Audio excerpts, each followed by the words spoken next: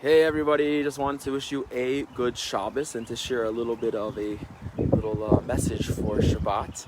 So maybe it's been on your mind, or maybe it hasn't, but maybe it's actually been in your emotions and you haven't even thought about it. But I want to first share a story that there was a Jewish man who lived in Russia, and he was sent to Siberia for spreading Judaism.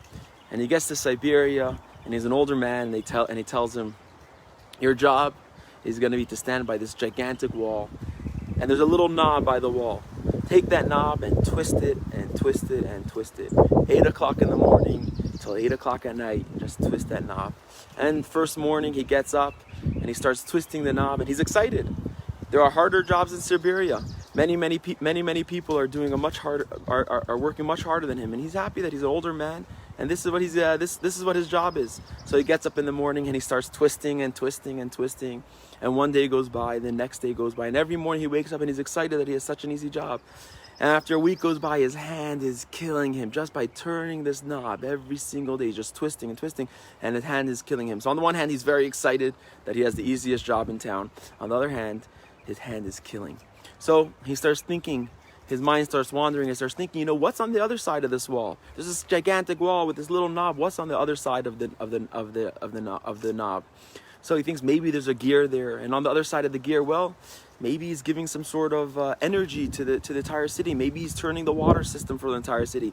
Maybe he's making a whole system run, and he starts thinking in his head that he's really probably benefiting this city very, very much, and he's probably doing a major benefit for them. So every morning he wakes up and he's turning the knob because he feels like he's almost like an EMT. He's almost like a first responder. He's actually helping the city. He's doing something amazing. He's turning the knob for an entire city.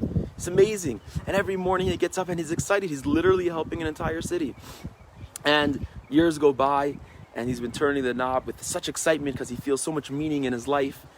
And finally the day comes, and he gets a letter from the superiors. He gets a letter from the police, and they tell him that you're free. You're free. So he says, the first thing I want to do that I'm free now, I want to see what's on the other side of this wall. Let me see all my labor, all my hard work. Let me see what I built. Let me see what I accomplished. So he goes to the other side of this wall, and he sees that there's a little nut on the other side of this knob that he's been turning. Literally, he's been turning nothing for 5 years. He's been doing absolutely nothing. He was just turning a knob. He was doing absolutely nothing. And he faints on the spot, and he can't handle it.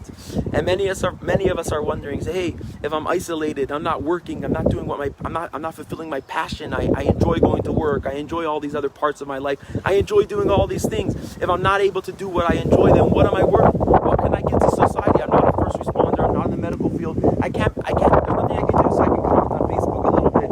I can Insta story. But really, what can I contribute to the world? What can I contribute today, tomorrow, next week? What can I contribute?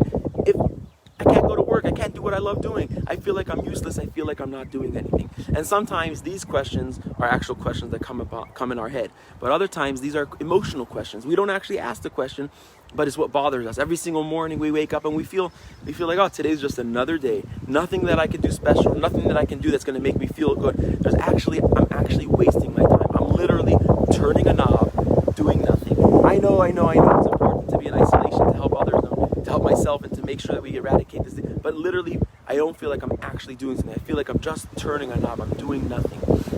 And so this is an interesting concept that we speak about in this week's Torah portion. In this week's Torah portion, we speak about sacrifices, and after many of the sacrifices, every time the Torah says Reach nichoach la Hashem, it was a beautiful smell to God.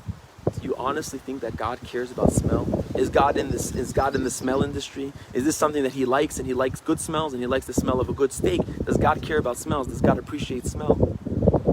So the commentators say God doesn't care about smell, and smell doesn't mean anything to God. The two words don't even make sense together. But what God does appreciate, what God does enjoy, is the fact that He commanded you to do something, and you listened. You made that connection. You built that relationship. You made that connection, and that is something that is very important to God. It's something that God loves. And we actually studied in our Monday night class that schar mitzvah. The reward for doing a mitzvah is the mitzvah itself. The relationship that we get through a mitzvah, that relationship, that is the reward for a mitzvah. The mitzvah itself is a relationship. A mitzvah is worth everything. A mitzvah is like a diamond.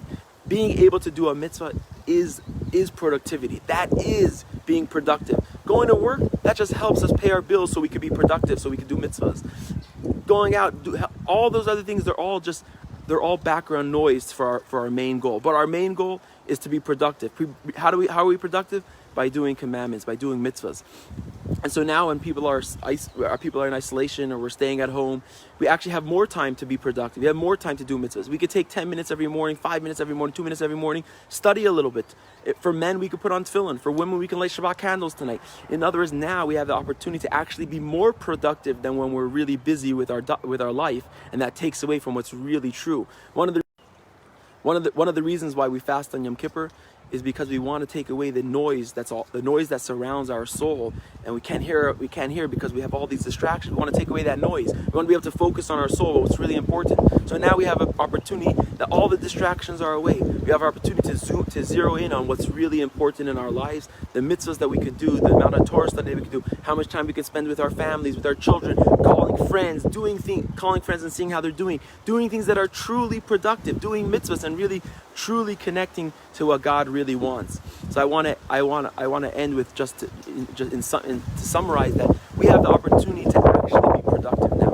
More than ever, we can pick a mitzvah, one mitzvah that we'll do every single day, another 10 minutes of Torah study, another 10 minutes of doing something good. There are so many mitzvahs. There's 613 to count from. If I had a stack of cards, I can pick any card. You can pick any mitzvah to do now and actually find your productivity in actually doing a mitzvah. Maimonides tells us that every single person should look at the world as if it's a scale. And every single mitzvah that we do will be the mitzvah that tips the scale for the good and brings about the Mashiach, brings about the ultimate redemption. And at the times of the ultimate redemption, there won't be any pain and suffering. There will be no wars, and there will be no diseases. So I want to wish everyone, those who are suffering, those who are in pain, emotionally or physically, those who have a disease or the disease should be cured, and all of us should be safe. And we should come to a time that we find a cure for this, and be able to go back to our normal life. But when we do get back to our normal life, we should remember that the true productivity is not about how many things we sell in the store, how many properties we can rent out, or whatever it is, or how much money we have in the bank account. True productivity is how many mitzvahs can we do, how many connections can we create, how we can enhance our relationship with God. And in truth, the biggest pleasure that anyone has in this world is relationships. If you do something alone, you feel alone. If you do something with someone else, you feel happy, you feel pleasure. It's a relationship. If you do something and you have no one to tell, how much fun can it be? But you have someone to tell. There's a relationship. Everything we do, we try to connect to relationships. The ultimate relationship that we can truly enjoy, that our soul enjoys, is that relationship with Hashem. How do we zero in on that relationship? Through doing a mitzvah. So I urge you tonight, light Shabbat candles prior to Shabbat. If you're a man and you own a pair of tefillin, grab your tefillin and put on say Shema. Visit our website, jewishparadisevalley.com, and read a Torah article. Watch a video. There are so many mitzvahs that we could do just from sitting on our couch. And I want to wish you a good Shabbos, and I hope you'll leave me some comments. Send me a text, message me, reply to the email. Send me your feedback on this thought, and I hope you'll join us at one of our classes this week. Monday night we have Ethics of the Fathers, which is quotable quotes, one-liners from the sages that we can analyze and discuss. Tuesday night we have a class for young professionals for 20s and 30s on Tanya, maintaining an upbeat attitude. And Thursday morning we have a Talmud class at 11 on Talmud Makos, which is the words of our sages. And Thursday night we have a Q&A and some insights on the Passover Seder. All these classes are at jewishparadisevalley.com/class. So I hope you'll be joining us at one of these, and have a good Shabbos.